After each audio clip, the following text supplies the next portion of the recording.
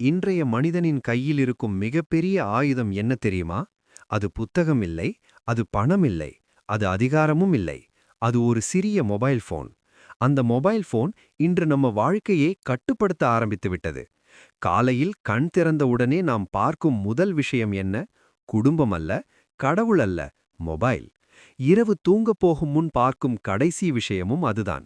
இது சாதாரண பழக்கமில்லை, இது ஒரு டோபமீன் ட்ராப். டோபமீன் என்றால் என்ன? அது நம்ம மூளையில் உருவாகும் ஒரு ரசாயனம். இந்த ரசாயனம் சந்தோஷம், எதிர்பார்ப்பு, வெற்றி உணர்வு போன்ற உணர்ச்சிகளுடன் தொடர்புடையது. ஒரு லைக் வந்தால், ஒரு மெசேஜ் வந்தால், ஒரு நோட்டிஃபிகேஷன் வந்தால் மூளை சிறிய அளவு டோபமீன் வெளியிடும். அதனால் நமக்கு ஒரு சிறிய சந்தோஷ உணர்வு வரும். அதுதான் பிரச்சனையின் தொடக்கம். உளவியல் நிபுணர் பி.எஃப். ஸ்கின்னர் ஒரு முக்கியமான கண்டுபிடிப்பு செய்தார். அவர் சொன்னது என்னவென்றால், ரிவார்ட் அன்பிரடிக்டபிளா இருக்கும்போது மனிதன் அதிகமாக அடிமையாகிறான். அதாவது, எப்போது ரிவார்ட் கிடைக்கும் என்று தெரியாமல் இருந்தால் அதை மீண்டும் மீண்டும் செக் செய்யும் பழக்கம் உருவாகும். இதையே வேரியபிள் ரிவார்ட் சிஸ்டம் என்று அழைக்கிறார்கள். சோஷியல் மீடியா இதையே பயன்படுத்துகிறது. ஒவ்வொரு ஸ்க்ரோலிலும் என்ன வரும் என்று தெரியாது. அதனால்தான் நாம் நிறுத்த முடியாமல் ஸ்க்ரோல் பண்ணிக்கொண்டே இருப்போம். மொபைல் ஒரு சாதனம் மட்டுமில்லை, அது நம்ம மூளையின் ரிவார்ட் சிஸ்டமே ஹேக் பண்ணும் ஒரு கருவி. ஒரு வீடியோ பார்க்கும்போது டோபமீன், ஒரு ரீல் பார்க்கும்போது டோபமீன், ஒரு மெசேஜ் வந்தால் டோபமீன். நம்ம மூளை இவ்வளவு வேகமாக இவ்வளவு ரிவார்டு வாங்க பழகிவிட்டதால் சாதாரண வாழ்க்கை போரிங்கா தோன்ற ஆரம்பிக்கும். புத்தகம் படிப்பது போரிங், குடும்பத்துடன் பேசுவது போரிங், வேலை செய்வது கூட போரிங். ஏன் தெரியுமா? அந்த விஷயங்களில் உடனடி டோபமீன் கிடைக்காது.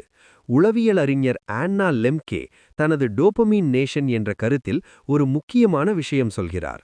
அதிகமான டோபமீன் ஸ்டிமுலேஷன் கிடைத்தால் மூளை அதன் பேஸ்லைனை குறைத்துக் கொள்ளும். அதாவது, அதிக சுகம் அனுபவித்தால் சாதாரண சுகம் கூட சுகமாக தோன்றாது. அதனால்தான் அதிக சோஷியல் மீடியா பயன்படுத்துபவர்கள் வாழ்க்கையில் எம்டினஸை உணர்கிறார்கள். மொபைல் அடிக்ஷன் எப்படி உருவாகிறது தெரியுமா? முதலில் அது ஒரு தேவையாக தொடங்கும். பிறகு அது ஒரு பழக்கமாக மாறும். பின்னர் அது ஒரு எஸ்கேப்பாக மாறும். மன அழுத்தம் வந்தால் மொபைல், சலிப்பு வந்தால் மொபைல், தனிமை வந்தால் மொபைல், கோபம் வந்தால் மொபைல். நம்ம உணர்ச்சிகளை ஃபேஸ் பண்ணாமல் அதை அவாய்ட் பண்ண மொபைல் ஒரு மறைமுக மருந்தாக மாறிவிடுகிறது. நம்ம மூளை ஒரு சமநிலையை விரும்புகிறது. பிளெஷர் வந்தால் பெயின் வரும். இது இயற்கையின் விதி. அதிக டோபமீன் ரிலீஸ் ஆன பிறகு அதற்கான பேலன்ஸாக லோ மூட், ஆங்ஸைட்டி, ரெஸ்ட்லெஸ்னஸ் வரும். அதனால்தான் அதிக நேரம் மொபைல் யூஸ் பண்ணின பிறகு மனசு ஹெவியா இருக்கும். காரணம் புரியாது, ஆனா உள்ளே ஒரு ரெஸ்ட்லெஸ்னஸ் இருக்கும். உங்கள் வாழ்க்கையில் ஒரு சின்ன டெஸ்ட் பண்ணி பாருங்கள். ஒரு நாள் முழுக்க மொபைல் இல்லாமல் இருக்க முடியுமா? முடியவில்லை என்றால் அது அடிக்ஷன். அடிக்ஷன் என்றால் என்ன? ஒரு விஷயம் உங்களை கட்டுப்பாட்டை இழக்கச் செய்தால் அது அடிக்ஷன். நீங்கள் மொபைலை கண்ட்ரோல் பண்ணவில்லை, மொபைல் தான் உங்களை கண்ட்ரோல் பண்ணுகிறது. இந்த டோபமீன் ட்ராப்ல இருந்து எப்படி வெளியே வரலாம்? முதல் படி அவேர்னஸ். பிரச்சனை இருப்பதை ஏற்க வேண்டும். எனக்கு அடிக்ஷன் இல்லை என்று மறுப்பது பிரச்சனையை அதிகரிக்கும். உங்கள் ஸ்கிரீன் டைமை செக் பண்ணுங்கள்.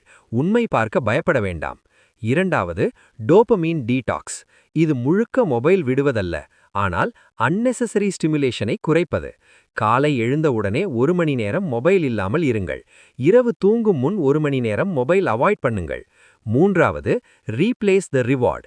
மொபைல் யூஸ் குறைக்கிறீர்கள் என்றால் அந்த நேரத்தை மீனிங்ஃபுல் ஆக்டிவிட்டியால் ரீப்ளேஸ் பண்ண வேண்டும். Exercise, reading, prayer, journaling, slow dopamine activities. இவை ஸ்லோவா ரிவார்ட் கொடுக்கும், ஆனால் டீப் சாட்டிஸ்ஃபேக்ஷன் தரும். நான்காவது, நோட்டிஃபிகேஷன்ஸ் ஆஃப். ஒவ்வொரு நோட்டிஃபிகேஷனும் உங்கள் பிரெயினுக்கு ஒரு ஹூக். அதை குறைத்தால் பிரெயின் காம் ஆகும். ஐந்தாவது, ரியல் கனெக்ஷன் பில்ட் பண்ணுங்கள். வர்ச்சுவல் கனெக்ஷன் டோபமீன் கொடுக்கும், ஆனால் ரியல் ஹியூமன் கனெக்ஷன் செரட்டோனின் மற்றும் ஆக்சிடோசின் ரிலீஸ் பண்ணும். அது டீப் ஹாப்பினஸ் தரும். நினைவில் கொள்ளுங்கள், டெக்னாலஜி பிரச்சனை இல்லை, கண்ட்ரோல் இல்லாத யூசேஜ் தான் பிரச்சனை. நைஃப் நல்லது, ஆனால் தவறாக பயன்படுத்தினால் ஆபத்து. அதுபோல மொபைல். இன்று நீங்கள் ஒரு முடிவு எடுக்க வேண்டும். நீங்கள் மொபைலை பயன்படுத்தப் போகிறீர்களா அல்லது மொபைல் உங்களை பயன்படுத்தப் போகிறதா?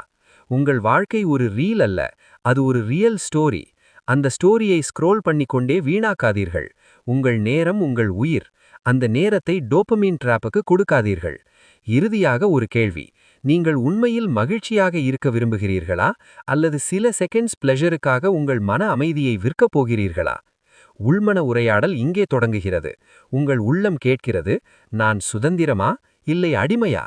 பதில் உங்களிடம்தான் உள்ளது. நன்றி நண்பர்களே.